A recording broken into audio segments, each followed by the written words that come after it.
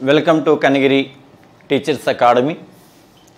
ఈరోజు మీ ముందుకు రావడంలో ప్రధాన ఉద్దేశం ఏంటంటే, మరి ఎగ్జామ్ దాదాపు దగ్గరకు వచ్చేస్తుంది. మరి ఎస్జిటి వాళ్ళకి జూన్ 6వ తేదీన డిఎస్ ఎగ్జామ్ స్టార్ట్ కాబోతుంది. మరి ఈరోజు వచ్చేసి మనకి మే 4వ తేదీ, అంటే మనకి దాదాపు ఇక ఎన్ని రోజులు ఉందంటే 32 డేస్ అనేటువంటిది ఉంది. మరి ఈ 32 డేస్లో ఎలా ప్లాన్ చేసుకున్నట్లయితే సక్సెస్ అవ్వడానికి అవకాశం ఉంటుందనేటువంటి విషయాన్ని మాట్లాడుతాం.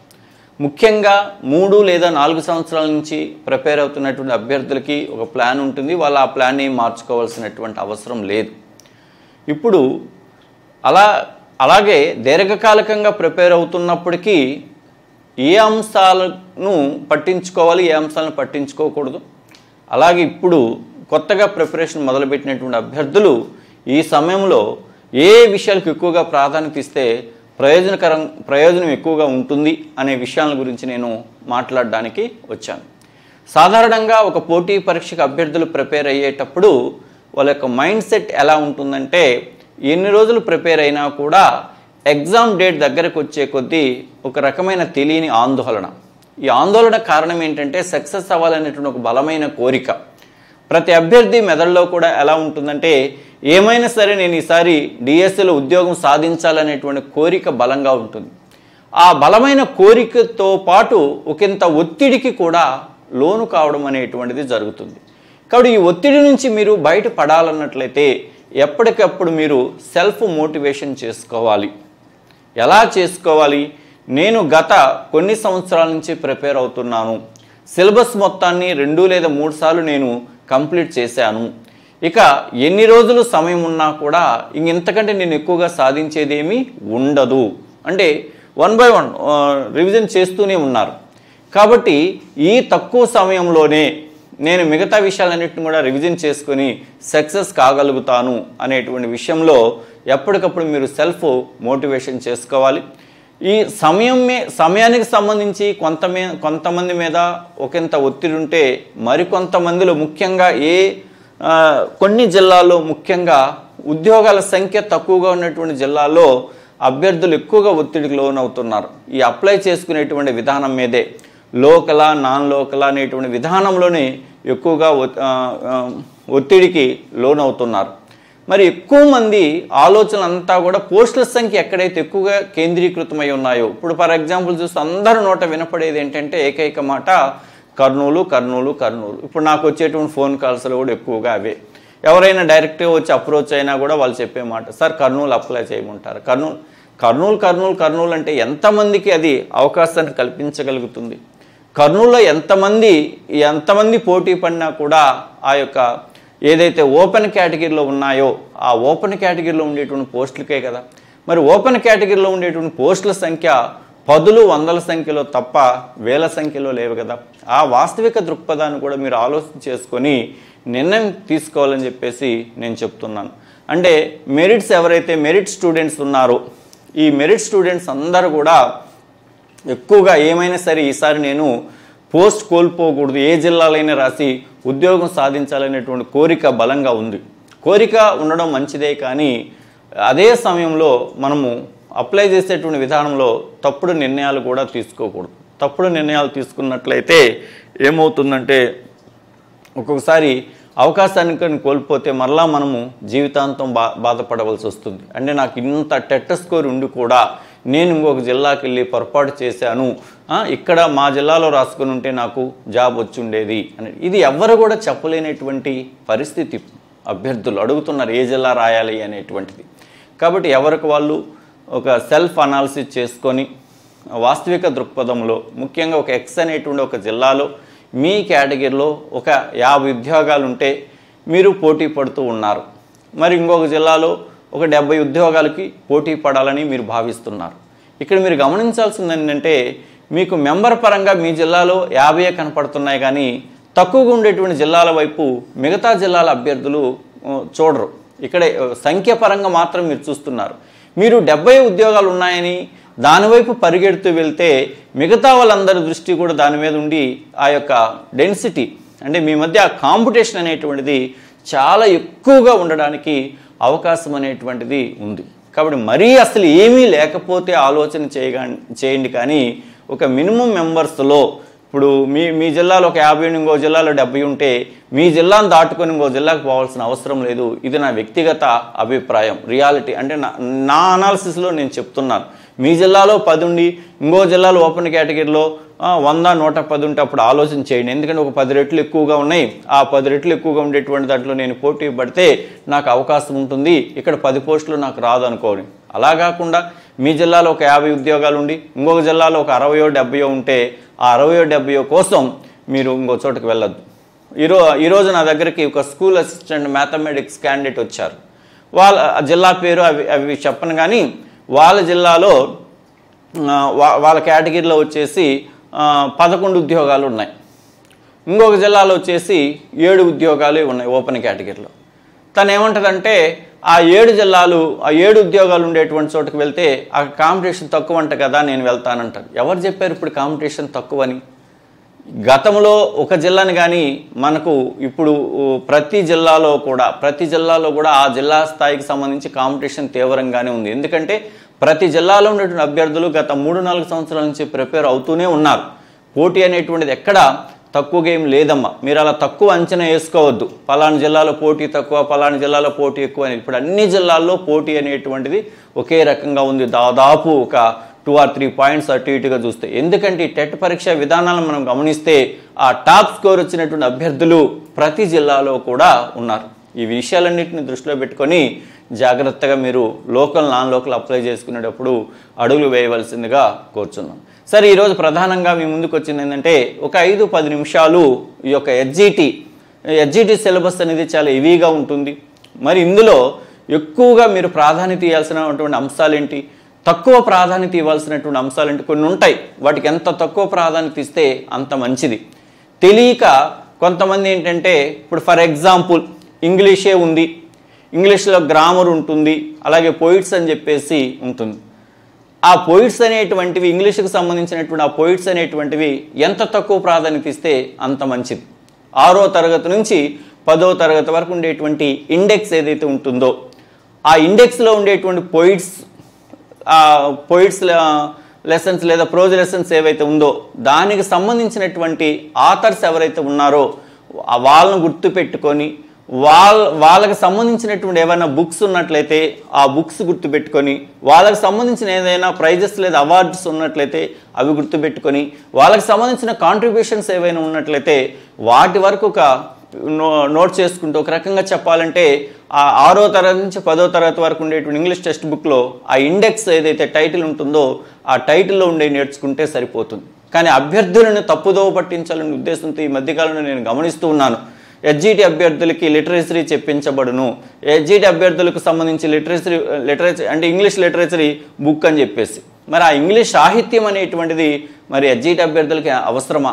కాబట్టి దయచేసి 2018 డిఎస్సిని కానీ మీరు గమనించినట్లయితే వాళ్ళు ఇచ్చినటువంటి ప్రతి ఎగ్జామ్లో కూడా 2 ఇచ్చాడు ఆ పోయిట్స్, ప్రోజ్ ఆథర్స్ మీద. అవి స్కూల్ లెవెల్లో నుంచి అసలు ఇవ్వలేదు, ఎక్కడెక్కడో ఇచ్చాడు. మనం ఎంత చదివినా కూడా దాని పరిధి మనకు తెలియదు. ఒకసారి స్కూల్ లెవెల్ ఇచ్చాడు అనుకో, హ్యాపీ. కాబట్టి మీరు ఇచ్చినా ఇవ్వకపోయినా మీరు చేయవలసింది ఏంటంటే హెచ్జిటి లెవెల్లో 6వ తరగతి నుంచి 10వ తరగతి వరకు ఆ లెసన్స్ ఏవైతే ఉంటాయో ఆ లెసన్స్కి సంబంధించినటువంటి ఆథర్స్ను మాత్రమే గుర్తుపెట్టుకోండి. ఆ ఆథర్స్ యొక్క బుక్స్ మాత్రమే గుర్తుపెట్టుకోండి.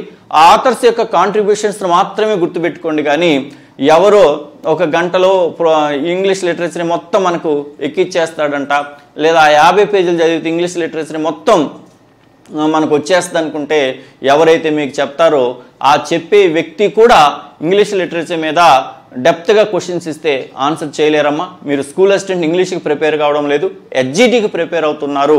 దాని గురించి మీరు ఎంత తక్కువ ఆలోచన చేస్తే మీకు అంత మేలు జరుగుతుంది. వీలైనంత వరకు మీరు ఏం చేయాలంటే ఇంగ్లీష్ గ్రామర్ మీదే ఎక్సర్సైజ్ చేయండి, గ్రామర్నే ప్రాక్టీస్ ఎక్కువగా చేయండి, దాని మీదే స్కోర్ వస్తుంది.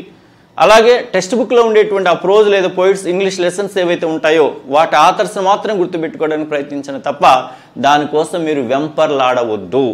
వెంపర్లాడినట్లయితే ఇబ్బంది అయిపోతుంది, మీ టైం అంతా కిల్లింగ్ అయిపోతుంది, మిగతా అంశాలకు ప్రాధాన్యత తగ్గిపోతుంది. ఇది ముఖ్యంగా ఈ మధ్య హెచ్జిటి అభ్యర్థుల్లో నన్ను అడిగేటువంటి అభ్యర్థులు కూడా సార్ ఇంగ్లీష్ లిటరేచర్ అంటే ఇంగ్లీష్ లిటరేచర్ ఏంటయ్యా దేనికయ్యా జీటీకో ఇంగ్లీష్ లిటరేచర్ ఎక్కడ ఉందంటే poets prose lessons authors sir అంటే అవి ఒకరు చెప్పాల్సిన అవసరం లేదు, ఒకరు చెప్తే వచ్చేటువంటి అంశాలు కాదు. మన టెక్స్ట్ బుక్లో ఏ విధంగా అయితే మీరు తెలుగులో 3వ తరగతి నుంచి 10వ తరగతి వరకు ఉండేటువంటి లెసన్స్లో ఆ ఇండెక్స్ ఉంటుంది కదా, ఆ లెసన్ వెనక ఆ యొక్క కవి లేదా రచయిత లేదా రచయిత్రి ఎవరైనా ఏదైతే ఉంటుందో మీరు ఇక్కడ ఇంగ్లీష్లో కూడా నేర్చుకోవాల్సింది అంతవరకే. అంతకు మించి మీరు నేర్చుకున్నట్లయితే ఇబ్బంది పడతారని చెప్పేసి కూడా నేను చెప్పడం జరిగింది. అయితే మీరు అనొచ్చు సార్ ఖచ్చితంగా టెక్స్ట్ బుక్లో వస్తాయని. టెక్స్ట్ బుక్లో వస్తేనే రాస్తారు, రాకపోతే ఇంక మీరే కాదు మీకు టీచ్ చేసినటువంటి టీచర్ అయినా రాయలేడు వాటి. ఇంకా టీచరే రాయలేనప్పుడు ఆ లిటరసీ మీద మీరేం రాస్తారమ్మా? కాబట్టి దాని గురించి ఎక్కువగా ఎమోషన్ అవ్వద్దని మాత్రం నేను చెప్పగలుగుతాను. సరే విషయానికి వెళ్దాం. ఏపీ మెగా డిఎస్సి 2025 ఎస్జేటీ ప్రిపరేషన్ వ్యూహం.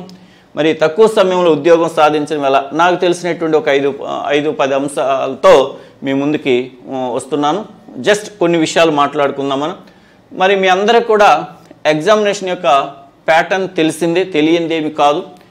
మరి ఇక్కడ జీకెన్ కరెంట్ అఫైర్స్ 8 మార్కులు, పిఐ 4 మార్కులు, సైకాలజీ 8 మార్కులు, కంటెంట్ 40 మార్కులు. అంటే 5-8 40 మార్కులు ఒక్కొక్క కంటెంట్ నుంచి 8 మార్కులకి ఇవ్వడం జరుగుతుందమ్మా.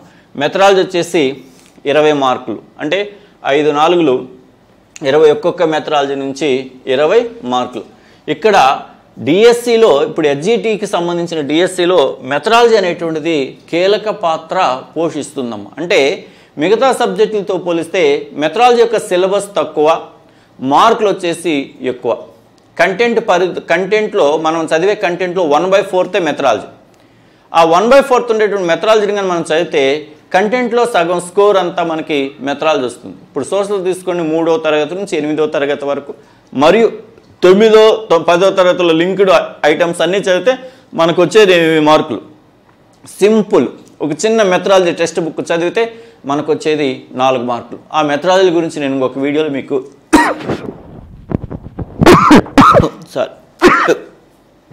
డీటెయిల్డ్గా కూడా మీకు చెప్తాను. మరి ఇక్కడ మీరందరూ కూడా చేయాల్సింది ఏంటంటే మొదట 3 నుంచి 8వ తరగతి వరకు ఉండేటువంటి విషయాలను కంప్లీట్గా మీరు స్టడీ చేయాలి. పాత వాళ్ళైనా సరే కొత్త వాళ్ళైనా సరే నేను చెప్పే ప్రతిసారి కూడా ఎస్జిటి అభ్యర్థి మొదట ప్రాధాన్యత ఇవ్వాల్సింది ఏమిటంటే 3 నుంచి 8వ తరగతి వరకు మొదటి ప్రాధాన్యత ఇవ్వాలి. అంటే మొదటి దశ అనుకోండి. 9 మరియు 10వ తరగతులకు సంబంధించి వీటికి సంబంధించి 2వ ప్రాధాన్యత ఇవ్వాలి. 2వ ప్రాధాన్యత ఇవ్వాలి.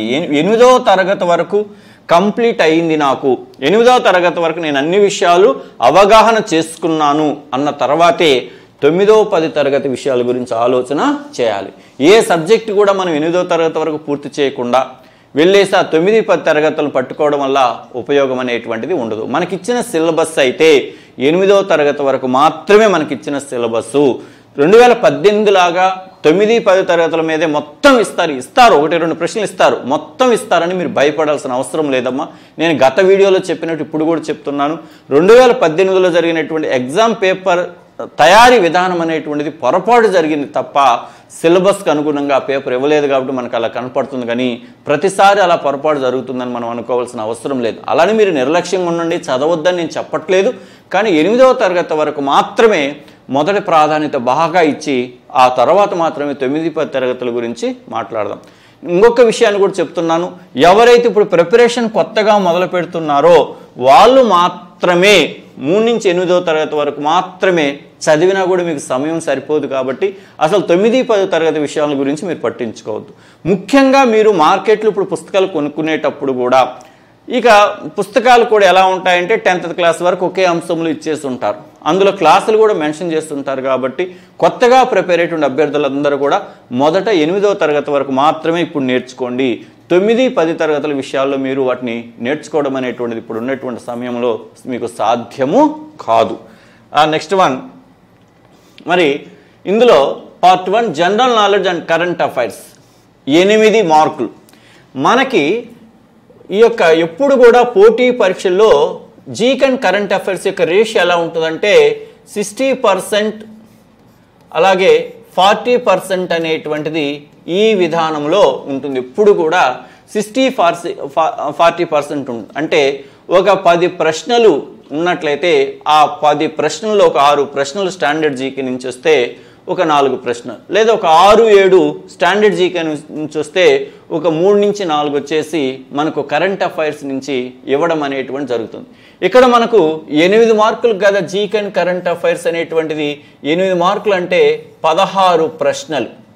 16 ప్రశ్నలు అనేటువంటివి మనకిది అందుకని ఈ యొక్క మనం దాదాపు ఒక 10 ప్రశ్నలు అనేటువంటివి స్టాండర్డ్ జీకే నుంచి ఇస్తే ఒక 6 ప్రశ్నలు అనేటువంటివి కరెంట్ అఫైర్స్ నుంచి ఇవ్వడానికి అవకాశం. అంటే ఒక 5 మార్కులు వచ్చేసి స్టాండర్డ్ జీకే నుంచి వస్తే ఒక 3 మార్కులు వచ్చేసి కరెంట్ అఫైర్స్ నుంచి రావడానికి అవకాశం. ఒకవేళ ఇక్కడ 5లో 1 మార్కు పెరిగితే ఆడ 1 మార్కు తగ్గుద్ది, 7 తగ్గితే ఆడ 1 మార్కు పెరుగుద్ది, 7 1 మార్కు పెరిగితే ఆడ 1 మార్కు తగ్గడం అనేది జరుగుతుంది. గత 2018 ప్రశ్నాపత్రాలు కానీ గమనిస్తే ఎక్కువగా మనకు దర్శనమిచ్చినటువంటిది ఇదనమాట. 5 మార్కులు వచ్చేసి స్టాండర్డ్ జీకే నుంచి, 3 మార్కులు వచ్చేసి ఈ యొక్క కరెంట్ అఫైర్స్ నుంచి వస్తుంది. చాలామంది ఏమంటున్నారంటే కొత్తగా ప్రిపేర్ అయ్యేటువంటి వాళ్ళు, సార్ ఈ టైంలో మేము కరెంట్ అఫైర్స్ చదవగలమా అంటున్నారమ్మా. అది తప్పమ్మా. స్టాండర్డ్ జీకేతో పోలిస్తే కరెంట్ అఫైర్స్ అనేది సులభమమ్మ. ఎందుకంటే స్టాండర్డ్ జీకేకి ఒక పరిధి అనేటువంటిది లేదు. మనము చదువుకునేటువంటి 1వ తరగతి నుంచి డిగ్రీ స్థాయి వరకు ఉండేటువంటి ఏ అంశమైనా సరే స్టాండర్డ్ జీకే అనేటువంటి అంశం. కాబట్టి మీరు ఏదో ఒక పుస్తకం చదువుతుంటారు కాబట్టి దాన్ని చదువుతూ ఉంటారు, అందులో ఉండేటువంటి కొన్ని విషయాలు మీకు వస్తుంటాయి. కానీ ఈ టైంలో మీరు కాన్సన్ట్రేషన్ చేయవలసింది ఏంటంటే కరెంట్ అఫైర్స్. ఈ కరెంట్ అఫైర్స్లో కూడా ముఖ్యంగా మనకు క్రీడలకు సంబంధించింది, అలాగే అవార్డులకు సంబంధించింది, అలాగే గ్రంథాలు రచయితలకు సంబంధించినటువంటి అంశాలు, అలాగే వివిధ రకాల నివేదికలు, అదే వివిధ రకాల సదస్సులు, క్రీడలు, జస్ట్ క్రీడలు కానీ, అవార్డులు కానీ, గ్రంథాలు రచయితలు కానీ, నివేదికలు కానీ, సదస్సులు కానీ, అలాగే వివిధ రకాల అంతర్జాతీయ మరియు జాతీయ మరియు ప్రాంతీయ అంశాలు కానీ, అంతర్జాతీయ అంశాలు, జాతీయ అంశాలు, ప్రాంతీయ అంశాలు. ఇప్పుడు అంతర్జాతీయ అంశాలు అంటే ప్రపంచవ్యాప్తంగా ప్రతినిత్యం జరుగుతున్నటువంటి అంశాలు, జాతీయ అంశాలు అంటే ఇండియా పరంగా జరిగేటువంటి అంశాలు, ప్రాంతీయ అంశాలు అంటే మన ఆంధ్రప్రదేశ్ పరంగా జరిగేటువంటి అంశాలు. వీటితో పాటు సైన్స్ అండ్ టెక్నాలజీ ఇవి ప్రధానంగా మీరు చదవలసినటువంటి అంశం. మరి ఇలా సైన్స్ అండ్ టెక్నాలజీ, క్రీడలు, అవార్డులు, గ్రంథాలు రచయితలు, నివేదికలు, సదస్సులు, అలాగే అంతర్జాతీయ, జాతీయ, ప్రాంతీయ అంశాలు, ఇలాంటి అంశాలన్నీ కూడా ముఖ్యంగా ఒక 6 నెలలకు సంబంధించి ఇంకా కొంచెం చదవగలిగితే ఇంకొక 2 నెలలు. ముఖ్యంగా అయితే 2024 నవంబర్ నుంచి ప్రజెంట్ ఈ రోజే కాదమ్మా, మీరు ఎగ్జామ్కి వెళ్ళడానికి ముందు రోజు ఉండేటువంటి వరకు ఈ మధ్య జరిగేటువంటి ఆన్లైన్ ఎగ్జామ్స్ని కానీ గమనించినట్లయితే రీసెంట్గా అంటే ఎగ్జామ్ రాయడానికి ముందు 1 వీక్ ముందు ఉండేటువంటి అంశాల మీద కూడా క్వశ్చన్స్ తయారవుతున్నాయి ఆన్లైన్ కాబట్టి ఇలా మ్యాగజైన్స్ని మీరు ఫాలో అవుతున్నట్లయితే దీని గురించి ప్రత్యేకంగా మీరు ఒత్తిడికి కూడా లోను కావాల్సినటువంటి అవసరము లేదు. మీరు ఏవైతే చదువుతున్నారో వాటిని ఫాలో అయినట్లయితే జరిగిపోతుంది. ముఖ్యంగా కరెంట్ అఫైర్స్ మీకు గుర్తుండాలంటే నేను ఇచ్చే సలహా ఒకటేనమ్మా. అది మ్యాగజైన్ కావచ్చు, లేదా ఒక 6 నెలల కరెంట్ అఫైర్స్ పుస్తకం కావచ్చు, లేదా మీరు ఇంతవరకు న్యూస్ పేపర్తో నోట్ చేసుకున్నటువంటి అంశాలు కావచ్చు. ఇలాంటి అంశాలు మీరు పుస్తకం ముందు పెట్టుకొని, నోట్బుక్ ముందు పెట్టుకొని, పెన్ను పెట్టుకొని ప్రాక్టీస్ చేసిన విషయాలే మీకు ఎగ్జామ్ హాల్లో గుర్తుంటాయి తప్ప ఇప్పుడు మనకు ఆన్లైన్ వీడియోస్ వచ్చిన తర్వాత ఈ యొక్క ఆన్లైన్లో వీడియోస్ చూడడం ద్వారా చూసి మీరు నోట్ చేసుకుంటే పర్లేదు. ఒకవేళ ఏదైనా ఒక ఆన్లైన్ వీడియో చూస్తున్నారనుకోండి, అందులో ఒక ముఖ్యమైన పాయింట్ ఉంటుంది అనుకోండి, మీకు అది ఉపయోగపడుద్ది అనుకుంటారనుకోండి, అది నోట్ చేసుకుంటే పర్లేదు. ఊరక సినిమా మాదిరిగా, సీరియల్ మాదిరిగా ఆన్లైన్ వీడియోని కానీ మీరు చూసినట్లయితే చూసిన రోజు మీరు అనుకుంటారు నేను 1 గంట దీనికి సమయాన్ని కేటాయించాను అని. కానీ దానికి సంబంధించిన జ్ఞానము అనేటువంటిది తర్వాత మీకు ఎగ్జామ్ వాళ్ళదాకా మిమ్మల్ని తీసుకువెళ్ళదు. ఒక వారం రోజులు అయిన తర్వాత మళ్ళీ దాన్ని మీరు మర్చిపోవడం అనేటువంటిది జరుగుతుంది. మీరు ఆన్లైన్లో ఏది చూసినా దాన్ని పేపర్ మీద రాయకపోతే దాని వలన మీకు ఎలాంటి ఉపయోగం ఉండదు. ఎందుకంటే మనం సినిమా పాటలు వింటూ ఉంటాం, సినిమాలు చూస్తూ ఉంటాం, సీరియల్ చూస్తూ ఉంటాం, వార్తలు చూస్తూ ఉంటాం. చూసినప్పుడే ఆ ఫీలింగ్ తప్ప తర్వాత ఆ ఫీలింగ్ అనేటువంటిది లాంగ్ లైఫ్ క్యారీ అవ్వడం అనేటువంటిది జరగదు. ఇది కూడా అదే అంశం. అది తెలియక చాలామంది ఒక రకమైనటువంటి ట్రాప్ అనాలను మరొకటి అనాలను నాకు తెలియదు, కానీ మొబైల్తోనే మమేకమైపోతున్నారు పోటీ పరీక్షల్లో. కానీ నిజంగా మొబైల్తోనే ఎక్కువసేపు గడిపినటువంటి వాళ్ళకి మెదడు అలసిపోవడమే తప్ప మెదడు అనేటువంటిది యాక్టివేట్ అవ్వడం అనేటువంటిది జరగదు. ఒక పోటీ పరీక్ష రాయాలంటే మనకు మెమరీ ఉండాలి. మెమరీ ఉండాలంటే బ్రెయిన్ అనేటువంటిది చాలా యాక్టివ్గా ఉండాలి, చాలా ప్లెజెంట్గా ఉండాలి. అది ఉండాలి అంటే మన మెదడు అలిసిపోకూడదు. ఎక్కువసేపు కానీ మీరు మొబైల్ని కానీ చూస్తూ ఉన్నట్లయితే మెదడు అనేటువంటిది అలిసిపోవడం జరుగుతుంది.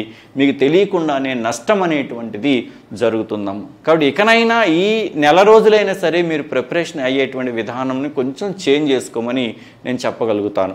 ఇది కాబట్టి కరెంట్ అఫైర్స్ గురించి 6 నెలల మ్యాగజైన్స్ మీ దగ్గర ఉన్నా సరిపోతుంది, లేదా మీరు ఒక 6-7 నెలల నుంచి నోట్ చేసుకున్నా సరిపోతుంది, లేదా ఇప్పుడు ఇంకొక వారం 10 రోజులు ఆగితే వివిధ రకాల పత్రికల వాళ్ళు 6 నెలల కరెంట్ అఫైర్స్ అది ఎక్స్ కావచ్చు, ఎవరు రాసినా ఒకటైనా ఏది బాగుంటుందని ఇక్కడ ఏం చూడబోదు. ఎవరైనా కూడా కరెంట్ అఫైర్స్ వర్తమాన అంశాలు డే టు డే ఏ రోజు జరిగే అంశాలను ఆ రోజు పెట్టేస్తారు. మీరు ఏ కావచ్చు, బి కావచ్చు, సి కావచ్చు, పబ్లికేషన్ ఏదైనా సరే ఒక కరెంట్ అఫైర్స్కి సంబంధించిన ఒక బుక్ ఉన్నట్లయితే దాన్ని మీరు చదువుకోవచ్చు, ఇబ్బంది లేదు.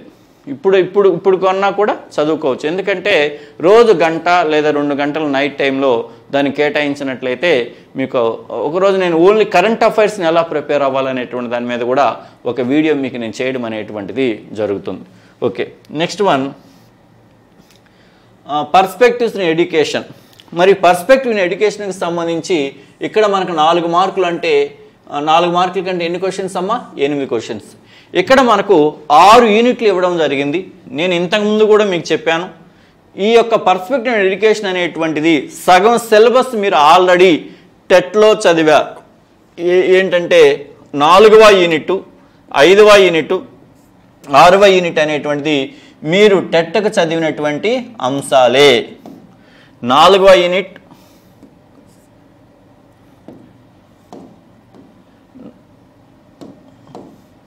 4వ యూనిట్, 5వ యూనిట్, 6వ యూనిట్ ఇవి 3 కూడా మీరు టెట్కి చదివినటువంటి అంశాలు.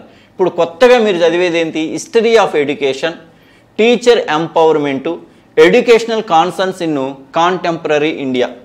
ఈ హిస్టరీ ఆఫ్ ఎడ్యుకేషన్ మీద ఇప్పుడు విద్యా చరిత్ర అనేటువంటిది కొన్ని వేల పేజీలు ఉంటుందమ్మా. అవన్నీ మనకు అవసరం లేదమ్మా.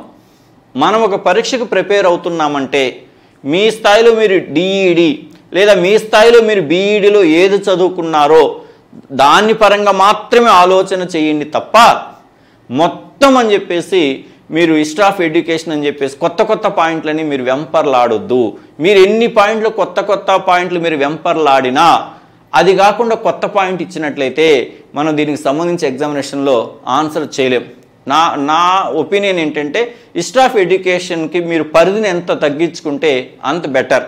ఎందుకంటే 6 యూనిట్ల నుంచి కూడా మనకి ఇప్పుడు యాక్ట్స్ ఆఫ్ రైట్స్ నుంచి ఒక ప్రశ్న అనేటువంటిది ఒక ప్రశ్న అనేది ఖచ్చితంగా వస్తుంది.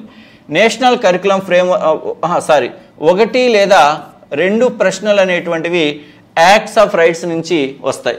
నేషనల్ కరికులం ఫ్రేమ్వర్క్ నుంచి ఒక క్వశ్చన్ వస్తుంది. ఎన్ఈపి 2020 నుంచి ఒక క్వశ్చన్ వస్తుంది. అంటే 3 లేదా 4 ప్రశ్నలు అనేటువంటివి ఆల్రెడీ మీరు చదువుకున్నటువంటి టెట్ సిలబస్ నుంచి వచ్చేటువంటి ప్రశ్నలు. ఇక మిగతా 5 లేదా 3 ప్రశ్నలే మొదటి 3 విభాగాల నుంచి రావడం అనేటువంటి కూడా జరుగుతుంది. ఇప్పుడు హిస్టరీ ఆఫ్ ఎడ్యుకేషన్ నుంచి మనకి హిస్టరీ ఆఫ్ ఎడ్యుకేషన్స్ 2 రకాలు ఉంటాయి. వివిధ కాలాలలో విద్యా చరిత్ర, వేదకాలంలో విద్య, మధ్యయుగంలో విద్య, బౌద్ధ కాలంలో విద్య, జైనుల కాలంలో విద్యా విధానం అని చెప్పేసి ఉంటుంది. మీ డిఈడి లేదా బీఈడి టెక్స్ట్ బుక్స్లో ఉన్న స్టేట్మెంట్స్నే గుర్తుపెట్టుకోండి. అలాగే వివిధ రకాల విద్యా కమిటీలు, కమిషన్లు, స్వాతంత్ర్యానికి పూర్వము ఏర్పాటు చేసిన విద్యా కమిటీలు మరియు కమిషన్లు, స్వాతంత్ర అనంతరం భారతదేశంలో ఏర్పాటు చేసినటువంటి విద్యా కమిటీలు లేదా కమిషన్లు అని చెప్పేసి. అంటే ఈ యొక్క హిస్టరీ ఆఫ్ ఎడ్యుకేషన్ నుంచి 2 ప్రశ్నలు రావడానికి అవకాశం. నేను మళ్ళీ సపరేట్గా పర్స్పెక్టివ్ ఇన్ ఎడ్యుకేషన్ గురించి మాట్లాడినప్పుడు డీటెయిల్డ్గా మాట్లాడతాను. టీచర్ ఎంపవర్మెంట్ నుంచి వచ్చేసి 1 ప్రశ్న రావడానికి అవకాశం ఉంది. Educational concerns in contemporary issues నుంచి 2 లేదా 3 ప్రశ్నలు, 2 లేదా 3 ప్రశ్నలు, మ్యాక్సిమం 2 ప్రశ్నలే వస్తాయి. అంటే ఇది ఒక 5 ప్రశ్నలు, ఇక్కడ వచ్చేసి 3 లేదా 4 ప్రశ్నలు రావడానికి అవకాశం అనేటువంటిది ఉంది. కాబట్టి దీని గురించి మీరు ఎక్కువగా ఆందోళన చెందొద్దు. ఎక్కువ మంది అభ్యర్థులు పర్స్పెక్టివ్స్ ఇన్ ఎడ్యుకేషన్ గురించి కూడా ఇబ్బంది పడుతుంటే నేను గమనించాను. మీరు ఏమనుకుంటున్నారంటే ఇవన్నీ అలా గుర్తుపెట్టుకోవాలని. అవన్నీ మీరు చదవాల్సినటువంటి అవసరం లేదమ్మా. మీరు టెట్కి ఏం చదివారో అదే విద్యా హక్కు చట్టం, టెట్కి ఏం చదివారో అవే బాలల హక్కులు మానవ హక్కులు, టెట్కి ఏం చదివారో అదే ఎన్సిఎఫ్ 2005, టెట్కి ఏం చదివారో అదే ఎన్ఈపి 2020. మిగతా అంశాలన్నీ కూడా ఏదైనా సరే ఒక స్టాండర్డ్ మెటీరియల్ ఏదైనా ఉంటే, ముఖ్యంగా టీచర్స్ అకాడమీ అభ్యర్థులకు చెప్తున్నాను, ఇన్స్టిట్యూట్ పరంగా మీకు ఏదైతే మేము ఇచ్చున్నామో ఆ మెటీరియల్ ఎనఫ్. వెంపర్లాడవద్దు. పర్స్పెక్టివ్ ఎడ్యుకేషన్ గురించి మీరు వెంపర్లాడినట్లయితే బోర్లా పడిపోతారు. ఎందుకంటే ఒకసారి చదవడం ఓకే, దాన్ని ఎగ్జామ్ దాకా గుర్తుపెట్టుకోవాలి కదా. ఇవన్నీ కూడా నాలెడ్జ్ బేస్డ్, అవగాహన చేసుకునేవి కాదు. ఇవన్నీ కూడా స్టేట్మెంట్స్. ఎవరైనా సరే ఆ అవగాహన చేసుకోవడాన్ని అయితే ఎన్నైనా మనం గుర్తుపెట్టుకోగలుగుతాం. కానీ రోట్ మెమరీ, పర్స్పెక్టివ్ ఎడ్యుకేషన్ మొత్తం కూడా రోట్ మెమరీ, లింక్ ఏమి ఉండదు ఒకదానికి మరొకటి. రోట్ మెమరీ జీకే లాగా ఉంటుంది. ఇన్ని గుర్తుపెట్టుకోవడం చాలా కష్టం. అందుకని ఎగ్జామినేషన్ ఓరియంటేషన్ ఏదైతే అవసరమో దాన్ని మీకు అక్కడ ప్రజెంట్ చేయడం అనేటువంటిది జరిగింది. నేను ఇంకొక వీడియోలో కేవలం పర్స్పెక్టివ్ ఎడ్యుకేషన్ ఎలా ప్రిపేర్ అవ్వాలనే దాని మీద కూడా మీకు చేస్తాను. Next one, educational psychology. మరి ఎడ్యుకేషనల్ సైకాలజీ అనేటువంటిది చూడండి, డెవలప్మెంట్ ఆఫ్ చైల్డ్, శిశు వికాసము. మీరు టెట్లో చదువుకునేటువంటి 5 చాప్టర్స్ని ఇక్కడ ఇవ్వడం అనేటువంటిది జరిగింది. పెరుగుదల, వికాసం, పరిపక్వత, వికాస నియమాలు, సూత్రాలు, వికాసాన్ని ప్రభావితం చేసే కారకాలు, వికాసంలోని వివిధ అంశాలు, వాటి మధ్య సంబంధం, వికాస భావనను అర్థము చేసుకుంటారు. 5 చాప్టర్లు కలిపి ఇక్కడ శిశు వికాసం అనేటువంటి పేరుతో మీకు ఇవ్వడం జరిగింది. అలాగే individual differences, classroom implications, వైయక్తిక భేదాలు, ప్రజ్ఞ, వైయక్తిక భేదాల భావన రకాలు, ప్రజ్ఞ, అలాగే సహజ సామర్థ్యాలు, అభిరుచులు, వైఖరులు, అలవాట్లు, సృజనాత్మకత, ఈ అంశాలన్నీ కూడా ఇక్కడ ఇవ్వడం జరిగింది. టెట్లో మీరు చదువుకున్నటువంటిదే. ఇక లెర్నింగ్ అనేది టెట్లో మీరు 2వ భాగంలో చదువుకొని ఉంటారు. ఒక 7 కాన్సెప్ట్లుగా మీకు టెట్లో ఈ లెర్నింగ్ సంబంధించి ఒక 7 కాన్సెప్ట్లుగా ఇవ్వడం జరిగింది. ఆ 7 కాన్సెప్ట్ని ఇక్కడ ఒక లెసన్గా ఇవ్వడం జరిగింది. లెర్నింగ్ క్లాస్ రూమ్ ఇంప్లిమెంటేషన్స్ అని. ఇప్పుడు ఒకటే గుర్తుపెట్టుకోండి అమ్మా, చైల్డ్ డెవలప్మెంట్ పెడగోగి అన్న, ఎడ్యుకేషనల్ సైకాలజీ అన్న, educational psychology in class rooms implications అన్న, వీటన్నిటి అర్థాలు ఒకటే, వేరు కాదు. మీరు టెట్కి ఏది చదివి ఉన్నారో అదే సైకాలజీ. పర్సనాలిటీ, మీకు టెట్లో ఒక 2 అంశాలు ఇచ్చున్నాడు. 7వ చాప్టర్గా పర్సనాలిటీ, 8వ చాప్టర్గా అడ్జస్ట్మెంట్ అని. అవి 2 కలిపి ఇవ్వడం జరిగింది. కాబట్టి జస్ట్ మీరు టెట్ రాస్తున్నారంటే జస్ట్ రివిజన్ మాత్రమే. ఇక్కడ సైకాలజీ గురించి మీరు పెద్దగా ఆందోళన చెందవలసిన అవసరము లేదు. ఇది జస్ట్ మళ్ళీ స్పెషల్ ప్రిపరేషన్ అప్పుడు నేను చెప్తాను. ఇక తెలుగుకు సంబంధించి చూడండి, వాళ్ళు ఇచ్చిన సిలబస్ ఏంటంటే తెలుగు వాచికాలలో పాఠ్యభాగ విషయాలు. అంటే ఇక్కడ మీకు 3వ తరగతి నుంచి 8వ తరగతి వరకు ఉండేటువంటి ఇండెక్సే దీని యొక్క సిలబస్.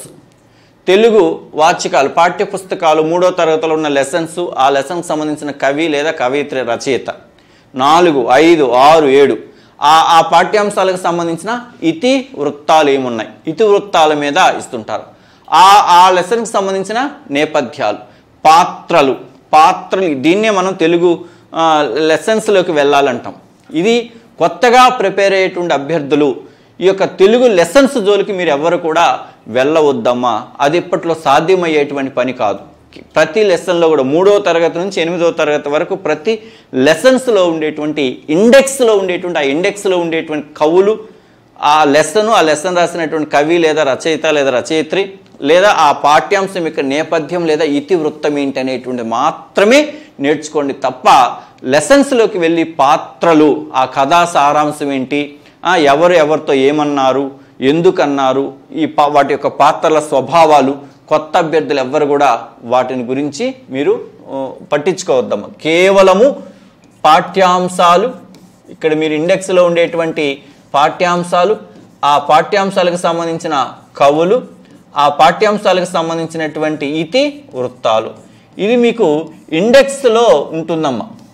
విషయ సూచిక అని ఉంటుంది. ఆ విషయ సూచికలో 3వ తరగతి నుంచి 8వ తరగతి వరకు ఉండేటువంటి ఆ విషయ సూచికను చదువుకుంటే మీకు సరిపోతుంది. కొత్త అభ్యర్థులు లెసన్స్ని ఎవరు కూడా, పాఠ్యాంశాలు ఎవరు కూడా చదవద్దు.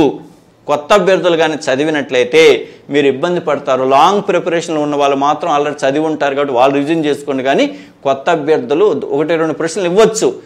ఇచ్చినంత మాత్రాన మీరు ఏం చేయలేరు. ఇప్పుడు లెసన్ మొత్తం చదువుకుంటా ఉంటే కొన్ని ముఖ్యమైన విషయాలు మీరు మర్చిపోవడం అనేటువంటి జరుగుతుంది. ఇక పదజాలాలు, ఇక్కడ పదజాలాలు అనేటువంటి దగ్గర అర్థాలు, అలాగే పదాలకు సంబంధించిన అర్థాలు, పదజాలాలు, నానార్థాలు, పర్యాయ పదాలు, ఈ 3 పదజాలము, భాషాంశాలు, పారిభాషిక పదాలు, ఇవి కూడా టెక్స్ట్ బుక్లో ఉండేటువంటి అన్ని చదివితేనే మీకు అర్థమవుతుంది. కానీ ఒక కాన్సెప్ట్ అనేటువంటిది ఏముండదు ఈ పదజాలానికి, భాషాంశాలకి, పారిభాషాదాలకి. కానీ ఆల్రెడీ మీరు టెట్ రాస్తుంటారు కాబట్టి ఆ వ్యాకరణ అంశాలకు సంబంధించినటువంటి అంశాలు ఇవి. ఇక సందులు, సమాసాలు, అలంకారాలు, వాక్యాలు, ఇవన్నీ కూడా చాలా చాలా చాలా ఇంపార్టెంట్. సందులు, సమాసాలు, అలంకారాలు, వాక్యాలు అంటే మీరు ఉదాహరణలన్నీ ఈ దశలో మీరు ప్రాక్టీస్ చేయలేకపోయినప్పటికీ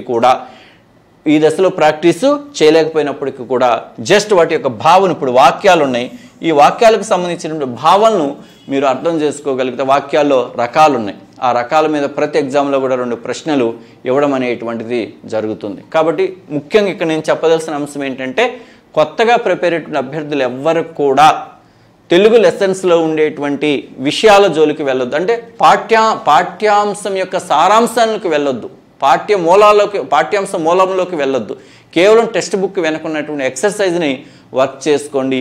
ముఖ్యంగా వ్యాకరణ అంశాలు మాత్రమే కాన్సన్ట్రేషన్ చేయండి. టెట్కి ఆల్రెడీ మీరు చదువున్నారు కాబట్టి ఆ టెక్స్ట్ బుక్ వెనుకుండేటువంటి ఎక్సర్సైజ్ని ప్రాక్టీస్ చేయండి. టీచర్స్ అకాడమీ అభ్యర్థులందరికీ కూడా మేము మీకు ఇచ్చినటువంటి మెటీరియల్లో టెక్స్ట్ బుక్ వెనుకుండేటువంటి వ్యాకరణ అంశాలన్నింటిని కూడా మీకు ఇచ్చిన మెటీరియల్లో ఇన్సర్ట్ చేయడం జరిగింది. అవన్నీ ప్రాక్టీస్ చేసుకోగలిగితే చాలు. Next one English.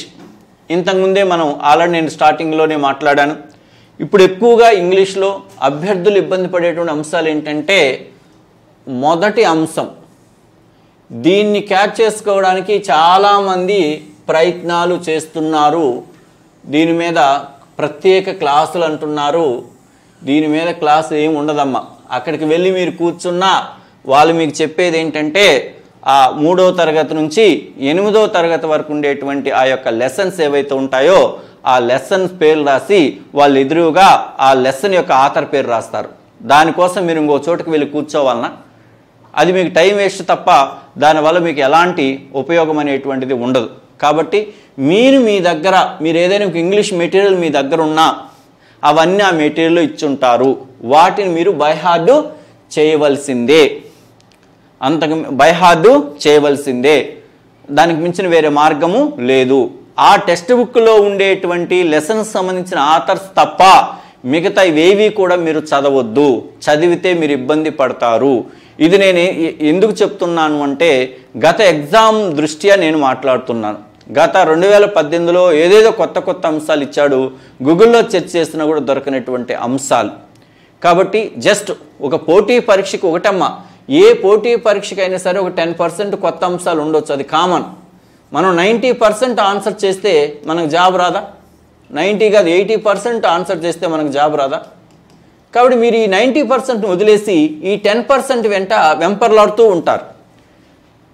ఈ వెంపర్లాడే క్రమంలో మీరు మీ విలువైన సమయాన్ని కోల్పోతుంటారు, అనవసరమైన ఒత్తిడికి లోనవుతుంటారు.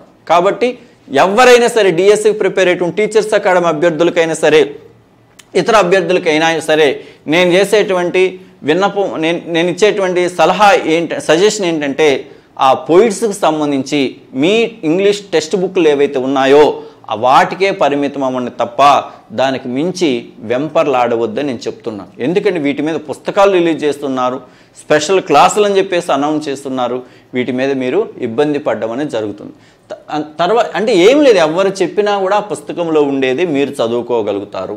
రెండోది forms of language, story, essay, letter writing, editorial, expressive writing, note making, autobiography and biography. ఇది దాని తర్వాత కొంచెం మొదటిది పూర్తిగా నాలెడ్జ్ బేస్డ్. ఈ forms of language, story, essay ఇవన్నీ కూడా ఎవరు ఆన్సర్ చేయగలుగుతారు అంటే రెండవ కాన్సెప్ట్ ఇది పోయిట్స్ అనేటువంటిది రోట్ మెమరీ. ఇది రోట్ మెమరీ. మీరైనా నేనైనా మనకి ఇంగ్లీష్ చెప్పే లెక్చర్స్ అయినా ఎవరమైనా సరే ఈ మొదటి కాన్సెప్ట్ను బైహార్డ్ చేయవలసినదే. దీనికి వేరే మార్గము లేదు. ఇప్పుడు నేను డిఎస్సికి ప్రిపేర్ అయినా నేనైనా వాటిని బైహార్డ్ చేయాల్సిందే. లేదు మనకి ఇంగ్లీష్ చెప్పేటువంటి సార్లు ఎవరున్నా వాళ్ళైనా సరే దాన్ని బైహార్డ్ చేయవలసిందే తప్ప అవగాహన లేదు. ఇక రెండవది forms of language, story, essay, letter writing, editorial, expressive writing, note making, autobiography and biography. ఇవి కొన్ని ఇంగ్లీష్ రూల్స్ని బేస్ చేసుకొని మనము వీటికి సంబంధించినటువంటి ప్రశ్నలను ఆన్సరు చేయవలసి ఉంటుంది. కొన్ని ఏవైతే ఇంగ్లీష్కి సంబంధించిన కొన్ని రూల్స్ ఉంటాయో ఆ రూల్స్ని బేస్ చేసుకొని మనం వీటిని అర్థము చేసుకోవాలి. ముఖ్యంగా దాని మీద ప్రశ్నలు రావాలంటే ఇచ్చిన స్టేట్మెంట్ని మనం చదవగలిగి అర్థం చేసుకోగలిగి 10వ తరగతి వరకు మనకు వీటి మీద ఉండేటువంటి అంశాలు అన్ని 10వ తరగతి వరకు ఉండేటువంటి అంశాలు కొన్ని ఇంటర్మీడియట్ వరకు కూడా ఉంటాయి. ఆ అంశాలు మనకు అవగాహన అయ్యి ఉంటే దాని మీద ప్రశ్నలు మనము కొంతవరకు ఆన్సరు చేయొచ్చు. అంటే నేను అనేది ఏంటంటే ఈ మిగతా అంశాలు ఏవైతే ఉన్నాయో ఈ మూడోది కూడా pronunciation, sounds, use of dictionary ఇది కూడా నాలెడ్జ్ కొంత రోట్ మెమరీ కిందకే వస్తాయి. ఇక్కడ ఉన్నాయి చూడండి. Parts of speech, tenses, types of sentence, articles and prepositions ఇవి గ్రామర్కు సంబంధించినటువంటి అంశాలు. ఎవరైనా మీకు గ్రామర్ చెప్తామంటే ఉపయోగించుకోండి తప్ప ఈ గ్రామర్ అనేటువంటిది మనము రూల్ బేస్డ్ ఇతరుల పర్యవేక్షణలో మనం నేర్చుకోవాల్సినటువంటి అంశాలు. పార్ట్స్ ఆఫ్ స్పీచ్ కావచ్చు, టెన్సెస్ కావచ్చు, టైప్స్ ఆఫ్ సెంటెన్స్ కావచ్చు, ఆర్టికల్స్ అండ్ ప్రపోజల్ ఇవి గ్రామర్ అనేటువంటిది ఇతరులు చెప్తే మనం నేర్చుకోవాలి తప్ప పోయిట్స్ అనేటువంటిది ఇతరులు చెప్తే మనం నేర్చుకునేది ఏమీ లేదు. వాళ్ళైన ఇన్ఫర్మేషన్ గ్యాదర్ చేసి మీకు డంపింగ్ చేస్తారు. మీ చేతిలో కొన్ని పేపర్లు పెట్టి ఇది ఎక్స్, ఇది వై, ఇది అని చెప్తారు. అంతకుమించి ఏముండదు. మీరు చదివినా కూడా అదే. కాబట్టి నేను అనేది ఏంటంటే ఈ ఇంగ్లీష్ గ్రామర్ని ఎక్కువగా కాన్సన్ట్రేషన్ చేయండి. పోయిట్స్ అనేది చదవద్దని నేను అనట్లా. మీ టెక్స్ట్ బుక్ ఏది ఉంటుందో దాని వరకు నేర్చుకొని అంతవరకు వదిలేసేయండి తప్ప ఆ పుస్తకంలో అది ఉంది, ఈ పుస్తకంలో అది ఉంది, ఆ సార్ అది చెప్పాడు, ఈ సార్ అది చెప్పాడు, ఈ ట్రాపుల్లో మీరు పడినట్లయితే మీరు విలువైనటువంటి సమయాన్ని కోల్పోవడం అనేటువంటిది జరుగుతుంది. Next one maths. మరి మనకి 3వ తరగతి నుంచి 8వ తరగతి వరకు ఉండేటువంటి అంశాలన్నింటినీ కూడా నెంబర్స్ అని, అర్థమెటిక్ అని, జామెట్రీ అని, డేటా హ్యాండ్లింగ్ అని, ఆల్జిబ్రా అని, మెన్జురేషన్ అని ఒక 6 విభాగాలుగా మనకు డిఎస్సి సిలబస్లు ఇవ్వడం అనేటువంటిది జరిగింది. కాబట్టి నేనేమంటానంటే ఈ ఆల్రెడీ ప్రిపేర్ అయ్యేటువంటి అభ్యర్థులు ఓకే, కొత్తగా ప్రిపేర్ అయ్యేటువంటి అభ్యర్థులు ఎవరైనా ఉన్నట్లయితే ఇందులో మీరు సొంతంగా సులభంగా చేయగలిగినటువంటి అంశాలకు మాత్రమే ప్రాధాన్యత ఇవ్వండి. నాన్ మ్యాథ్స్ అభ్యర్థులు లాంగ్ నుంచి ప్రిపేర్ అభ్యర్థులైనా సరే మ్యాథ్స్ సరిగా చేయలేము, మాకు అవగాహన లేదు అంటే ఎవ్వరు కూడా 9th 10th క్లాస్ జోలుకి వెళ్ళవద్దు. 2018లో కూడా 9th 10th క్లాసుల నుంచి మ్యాథమెటిక్స్ ఇవ్వలేదమ్మా.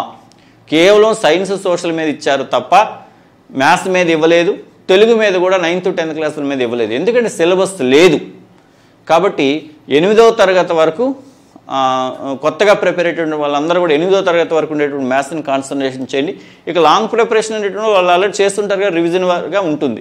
నాన్ మ్యాథ్స్ అభ్యర్థులు మాత్రం దయచేసి లాంగ్ అయినా ఇప్పుడైనా షార్ట్ పీరియడ్ అయినా ఏదైనా సరే 9 మ్యాథ్స్ అవగాహన చేసుకోవడానికి ఇబ్బంది పడుతున్నట్లయితే 9th 10th క్లాస్ జోలికి వెళ్ళొద్దు. మరొక వీడియో ఓన్లీ మ్యాథ్స్ ఎలా ప్రిపేర్ అవ్వాలనే దాని మీద మ్యాథ్స్ సార్ చేత మీకు నేను చేయిస్తాను. నెక్స్ట్ వన్ ఇక సైన్స్. మరి ఇక్కడ సైన్స్కి సంబంధించి మనకి ఈవీఎస్ అంటాం. 3, 4, 5 తరగతులకు సంబంధించినటువంటి ఈవీఎస్ పాఠ్యపుస్తకాలు, ఎన్విరాన్మెంటల్ స్టడీస్ పాఠ్యపుస్తకాలు ఏవైతే ఉన్నాయో అందులో కొన్ని పాఠ్యాంశాలు వచ్చేసి మనకు సైన్స్గా ఉంటాయి. ఇక తర్వాత జనరల్ సైన్స్ అనేటువంటిది కేవలం 6-7 తరగతులకి సంబంధించి.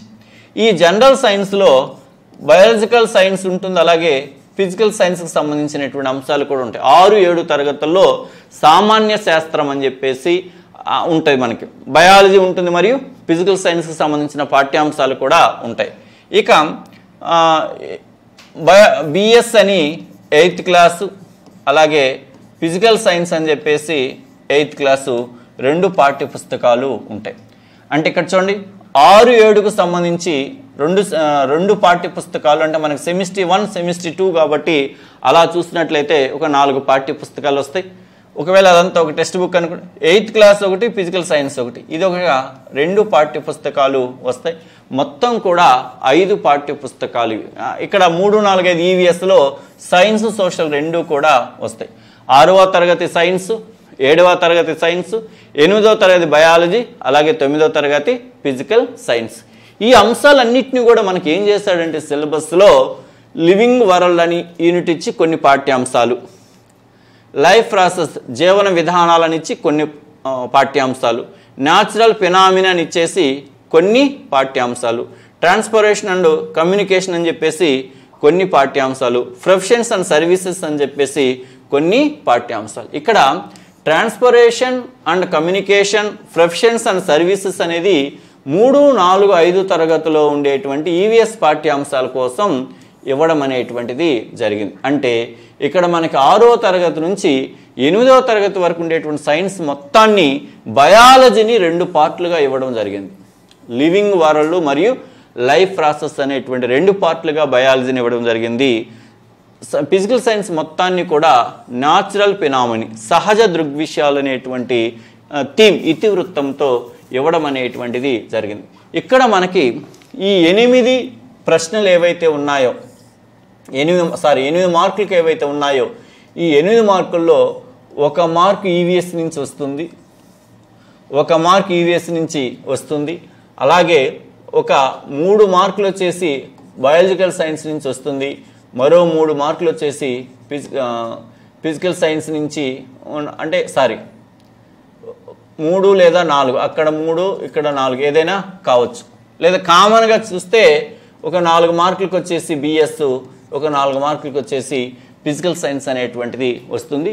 మనకి ఇచ్చిన సిలబస్ 8వ తరగతి వరకే, కానీ కొంచెం రిలేటెడ్గా ఉండే అంశాలను మనం 9th, 10th క్లాసులో కూడా వీటికి సంబంధించి కొన్ని చూడవలసినటువంటి అవకాశం ఉంది. ఇప్పుడు మనం 7వ తరగతిలో చూస్తే న్యూట్రిషన్, పోషణ అనేటువంటి లెసన్ ఉంది. 10th క్లాస్లో కూడా మనకి పోషణ అనేటువంటి లెసన్ ఉంది. అలాగే 7వ తరగతిలో మనకి రెస్పిరేషన్, శ్వాసక్రియ అనే లెసన్ ఉంది. మనకి 10th క్లాస్లో కూడా శ్వాసక్రియ అనేటువంటి లెసన్ ఉంది. ఇప్పుడు మనకి 6వ తరగతిలో అయస్కాంతం అనే లెసన్ ఉంది. 10th క్లాస్లో కూడా అయస్కాంతం ఉంది, కానీ క్వైట్ ఆపోజిట్, కానీ టైటిల్ అనేటువంటి ఉంది, కానీ లోపల ఉండేటువంటి కాన్సెప్ట్లు అనేవి వేరు. ఇక అలా ఎవరైతే 8వ తరగతి వరకు చదువుతున్నారో లాంగ్ నుంచి, వాళ్ళ 9, 10 తరగతిలో ఉండేటువంటి రిలేటెడ్గా ఉండేటువంటి అంశాలను కూడా ఈ టైంలో రివిజన్ చేసుకుంటే కొంతవరకు సరిపోతుంది. ఇక సోషల్ స్టడీస్కి సంబంధించినటువంటి అంశాలు ఇంతకుముందు మనం చెప్పినట్లుగానే ఇక్కడ 3, 4, 5కు సంబంధించినటువంటి ఈవీఎస్ టెక్స్ట్ బుక్లలో సగం అంశాలు సోషల్ స్టడీస్కి సంబంధించినటువంటి అంశాలే ఉంటాయి. మరి మనకి సోషల్ స్టడీస్ వచ్చేసి 6 మరియు 7వ తరగతులకు సంబంధించి మనకు ఒక 3 విషయాలు ఇచ్చున్నాడు. 6, 7 తరగతులకు సంబంధించిన 3 అంశాలు ఏంటంటే హిస్టరీ ఇచ్చున్నాడు, అలాగే పాలిటీ ఇచ్చున్నాడు, జాగ్రఫీ ఇచ్చున్నాడు. ఈ 6, 7 తరగతుల్లో సాంఘిక శాస్త్రం, సోషల్ స్టడీస్ ఉందే తప్ప హిస్టరీ, పాలిటీ, జాగ్రఫీ అని లేదు. కాబట్టి ఆ లెసన్స్ని మనం అలా విడగొట్టుకోవచ్చు. ఇప్పుడు 8వ తరగతిలో కూడా 3 టెక్స్ట్ బుక్లు ఉన్నాయి మనకి, హిస్టరీ, పాలిటీ, జాగ్రఫీ. అంటే 8వ తరగతి లోపు ఎక్కడ కూడా మనకు ఎకనామిక్స్ అనేటువంటిది లేదు. అది తెలియక చాలామంది 9 మరియు 10వ తరగతి ఎకనామిక్స్ టెక్స్ట్ బుక్లు కూడా చదువుతున్నారు. అది తప్పమ్మ. టెక్స్ట్ బుక్స్ అన్నీ మీరు చదవాల్సిన అవసరం లేదు. అందులో రిలేటెడ్గా ఉండేటువంటి అంశాలు ఏవైనా కొన్ని చదివితే చాలు. నేను మళ్ళీ సబ్జెక్ట్ వారిగా వీడియోస్ చేసేటప్పుడు నేను మీకు డీటెయిల్డ్గా 8th క్లాస్ లోపు ఉండేటువంటి అంశాలు ఏంటి, దాని కనెక్టివిటీగా ఉండేటువంటి 9th 10th క్లాస్ అంశాలు ఏంటి అనేటువంటిది కూడా నేను చేస్తాను. కాబట్టి ఎకనామిక్స్ అనేటువంటి దాన్ని మీరు 9th 10th క్లాస్లో ప్యూర్ ప్రతి అంశాన్ని చదవద్దాం. ఏదైనా మీకు జీకే పరంగా ఉపయోగపడుతున్నాయి అనుకున్న అంశాలే చదవండి తప్ప ఎకనామిక్స్ అనేది 9th 10th క్లాసుల జోలికి వెళ్ళొద్దాం ఎస్జిటి అభ్యర్థులు. ఇక ఇవి ఉండేటువంటి అంశాలు. ఇక మనకు జనరల్గా 9th 10thలో ప్రతి టెక్స్ట్ బుక్ కూడా 4 భాగాలుగా విభజించడం అనేటువంటి జరిగింది. 9thలో ఒక 4 అంశాలు, జాగ్రఫీ, ఎకానమీ, పాలిటీ, అలాగే హిస్టరీ అనేవి. 10th క్లాస్లో కూడా అలాగే 4 అంశాలు అనేటువంటివి ఉన్నాయి. ఇది ఎస్జిటికి సంబంధించినటువంటి సిలబస్ స్ట్రక్చర్. మెథడాలజీ అనేటువంటిది మనకి తెలుసు. మెథడాలజీ వచ్చేసి 5 సబ్జెక్టులు, ఇప్పటి వరకు మనం మాట్లాడుకున్నటువంటి 5 సబ్జెక్టులు, ఒక్కొక్క సబ్జెక్ట్ నుంచి ఒక 4 మార్కులు, టోటల్గా 20 మార్కులు. నేను ఒక సపరేట్గా మెథడాలజీ మీద ఒక వీడియో చేస్తాను, ఎందుకంటే దాన్ని కొంచెం డీటెయిల్డ్గా మాట్లాడాలి. ఇప్పుడు నేను సబ్జెక్టుల వరకు డీటెయిల్డ్గా వెళ్ళలేదు. ఒక్కొక్క సబ్జెక్ట్ నేను డీటెయిల్డ్గా వెళ్ళినట్లయితే చాలా సమయం, ఒక 4-5 గంటల వీడియో పడుతుంది. కాబట్టి అది కష్టం. కాబట్టి జస్ట్ మీకు నేను ఏ ఇన్ఫర్మేషన్ ఇవ్వడానికి వచ్చానంటే, ముఖ్యంగా ఈ దశలో మీరు దేనికి ఇంపార్టెన్స్ ఇవ్వాలి, దేనికి ఇంపార్టెన్స్ ఇవ్వకూడదు, మీరు ఎలాంటి అపోహాలు ఉన్నారో అపోహాలు తొలగించుకోవాల్సినటువంటి అవసరం ఉంది, ఎలాంటి అపోహాలను తొలగించాలి అనేటువంటి విషయంతో మీ ముందుకు రావడం అనేది జరిగింది. సరే, మరొక వీడియోలో మళ్ళీ కలుసుకుందాం. I wish you all the best. Thank you.